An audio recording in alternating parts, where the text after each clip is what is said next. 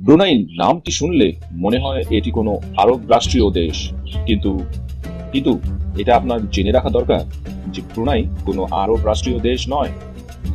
South east এশিয়াতে অবস্থিত এই দেশ আয়তনে খুবই ছোট একটি দেশ, কিন্তু খুবই ধনী একটি রাষ্ট্র। তবে এখানকার আইন কানুন, চলাফেরা, থাকা খাওয়া সবই একটি আরব রাষ্ট্রের মতো। আসুন জেনে নেই ব্রুনাই সম্পর্কে এমনই কিছু মজাদার তথ্য যা আপনি হয়তো জানেন না। তার আগে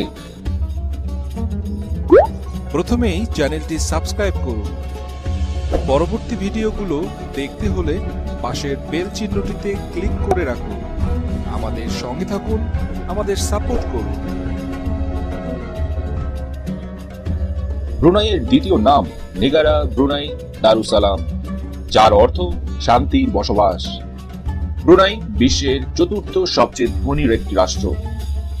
পৃথিবীতে ব্রুনাইয়ের বসবাসকারীদের অবস্থান সিঙ্গাপুরের দ্বিতীয় স্থানে মনে করা হয়। সিঙ্গাপুর এবং ব্রুনাইয়ের সম্পর্ক খুবই ভালো। এখানে অয়েল এবং ন্যাচারাল গ্যাসের বড় একটি মজুদ রয়েছে। এখানকার জনসংখ্যা 5 লাখেরও কম। ব্রুনাইয়ের আয়তন 5,765 কিলোমিটারে বিস্তৃত। ব্রুনাইতে 73% মুসলিম, 12% বুদ্ধিস্ট, বাকিটা খ্রিস্টান ধর্মাবলম্বীরা রয়েছে। এখানকার 93% ব্যক্তিরাই শিক্ষিত। ব্রুনাইয়ের কারেন্সি ব্রুনাই ডলার। ব্রুনাইয়ের $1 সমান বাংলাদেশি 77 টাকা। এখানকার রাষ্ট্রীয় রাজধানী বন্দর সেরি বেগবাগ। এখানকার ভাষা ভাষা বেলা, ইংরেজি এবং চায়না। ব্রুনাইয়ে ঘরের বাইরে মদ পান করা ইল্লিগাল, কিন্তু এখানকার ফরেনারদের 2 লিটার পর্যন্ত মদ রাখার অনুমতি দেওয়া হয়। ব্রুনাইয়ের লোকদের কোনো প্রকার ইনকাম ট্যাক্স দিতে হয় না। ব্রুনাইয়ের সুলতান সরকার ব্রুনাইয়ের জনসাধারণের শিক্ষা, চিকিৎসা, স্বাস্থ্য এবং দৈনন্দিন প্রয়োজনীয় আবাসিক ব্যবস্থা ও অর্থের যোগান এই দেশের প্রাকৃতিক গ্যাস এবং তেল বিক্রির মাধ্যমে সকল চাহিদা পূরণ করে থাকেন। ব্রুনাইয়ের সুলতান বিশ্বের সকল ধনী ব্যক্তিদের মধ্যে একজন। ব্রুনাইয়ের সুলতান তার সম্পত্তিকে সকলের নিকট দেখাতে বেশি পছন্দ করেন। সুলতানের কাছে 5,000-এরও বেশি কার আছে, যার মধ্যে একটি প্রসিদ্ধ স্বর্ণের রোলস রয়েসও আছে, এবং 20টিরও বেশি ল্যাম্বরগিনি, 300-রও বেশি ফেরারি, 370-এরও বেশি বেন্টলে, 170-এর বেশি জ্যাগুয়ার, 180-রও বেশি BMW এবং 530-এরও বেশি মার্সিডিজ বেঞ্জও তার স্টকে রয়েছে।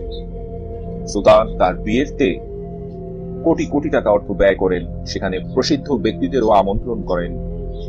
1940-এর দিকে ব্রুনাই ব্রিটিশের কাছে হস্তান্তর করা হয়। 19বিংশ শতাব্দীর দিকে ব্রুনাইয়ের সাম্রাজ্যের পতন ঘটে।